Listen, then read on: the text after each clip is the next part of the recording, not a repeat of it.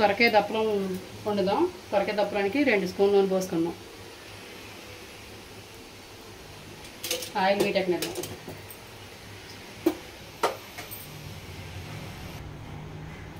Oil వీటెక్కింది. దీంట్లోనే కొద్దిగా వెల్లుల్లిపాయలు, కొద్దిగా తాలింపులు, 2 ఎండుమిరపకాయలు,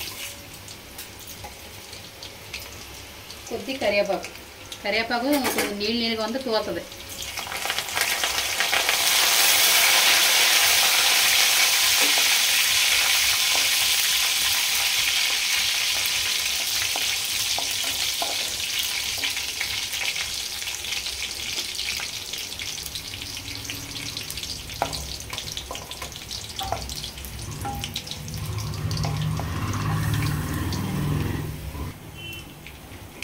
ఇవి కొంచెం బాగా ఎగినాయి కదా, ఉల్లిపాయ పచ్చడిలో వేసుకుందాం.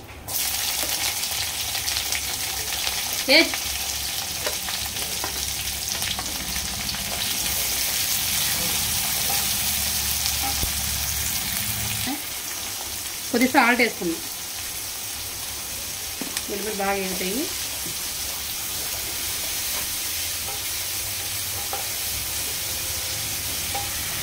మూత పెట్టుకుందాం.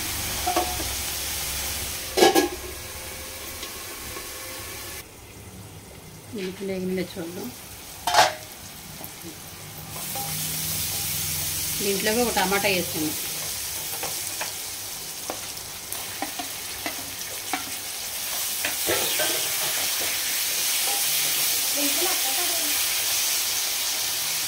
ఈ టమాటా తగిలిద్దాం. చూద్దాం ఒకసారి ఎగిన లేదో. కొద్దిగా ఎగిగా ఇందులోనే సొరకాయ ముక్కలు వేసుకుందాం.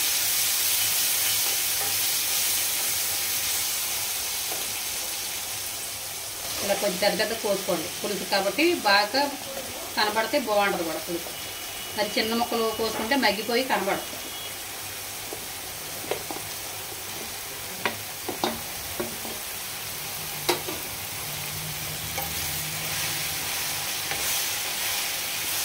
మగ్గితే అంతా చిన్న దగ్గరికి అయిపోతాయి అని కొద్ది పెద్దగా కోసుకోండి. మూతాడదు. ఒక 10 నిమిషాల పాటు మగ్గితే చక్కగా బాగా మగ్గుతాయి.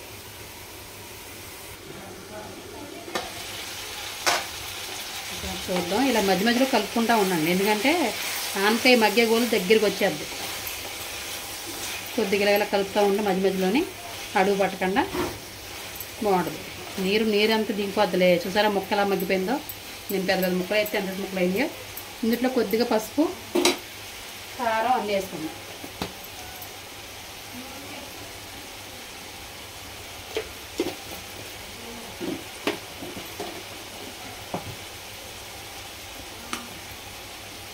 కారం మీరు కారం ఎంత తింటే అది చూసుకుని వేసుకోండి. మేమైతే కొద్దిగా తింటాం కారం.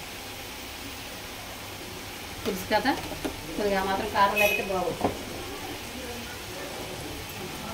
బాగా కలుపుకుని ఒకసారి మూత పెట్టారనుకో చక్కగా ఉప్పు కారం అన్నీ పడతాయి. మనం ఆల్రెడీ ఉప్పు వేసాం కాబట్టి ఇవన్నీ ముక్కలు బాగా పడతాయి. మరి చప్పగా లేకుండా సొరకాయ ముక్కలు కొద్దిగా ఉప్పు పడతాయి, ఉప్పు కారం పడతాయి చక్కగా. ఇంకా నీరు వస్తుంది. దీంట్లోంచి ఒక 5 నిమిషాలు మూత పెడదాం.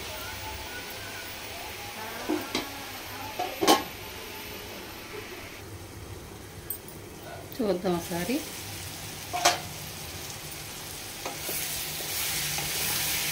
దీంట్లో ఒక్క రవ్వ నీళ్ళు పోద్దాం. ఒక్క చుక్క చేసామన్న పేరు చేస్తాం. ఎందుకంటే చింతపండు గుజ్జు ఎలాగే వేస్తాం కాబట్టి చాలు.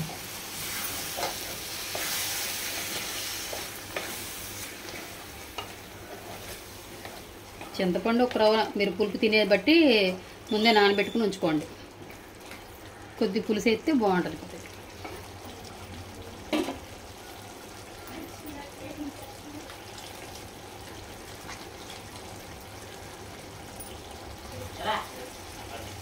దీంట్లో కొద్దిగా చింతపండు పులుసు వేసుకుందాం.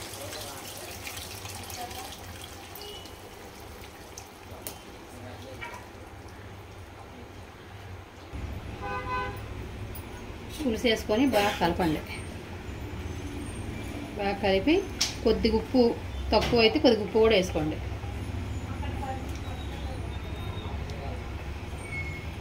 కొద్దిగా మరగనిద్దాం. ఇందులో ఒక ఉప్పు వేసుకుందాం. ఇందులో కొద్దిగా ముక్కలు సరిపడా వేసాం కదా, మరీ ముందు వేసేసుకుంటే ఉప్పు కాసం అయిపోద్ది, చూసేసుకోండి.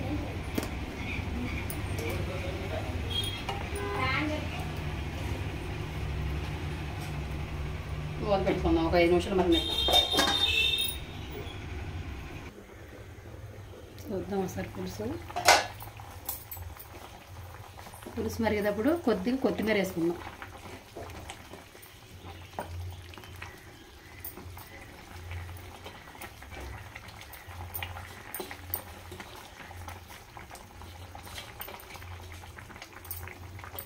కొత్తిమీర కరివేపాకు కూడా అయితే స్మెల్ బాగా వస్తుంది. దీంట్లోనే కొంచెం బెల్లం కానీ ఒక్కరో పంచదార కానీ వేసుకోండి. సొరకాయ దప్పడానికి కంపల్సరీ అది వేయాలి, వేసి దాని టేస్ట్. నేనైతే కొద్దిగా పంచదార వేస్తున్నాను, కొద్దిగా ఏదో టేస్ట్కి.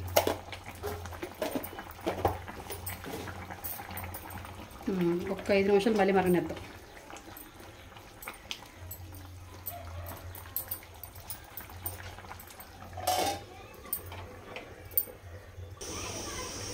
సొరకాయ దప్పలో ఎలాగుందో చూద్దాం. దగ్గరికి వచ్చింది, ఇలా దింపేసుకుంటే కాస్త దగ్గర ఇంకా చల్లారే కొద్ది చిక్కగా అయిపోద్ది పులుసు, సరిపోద్ది కరెక్ట్గా. మరి బాగా చిక్కగా మరగనిచ్చారనుకో అది పులుసులా కాకుండా ఈగురులాగా ఉంటుంది. చూసుకుని దింపేసుకోండి, ఇలా ఉంటే సరిపోద్ది. సొరకాయ దప్పలో రెడీ.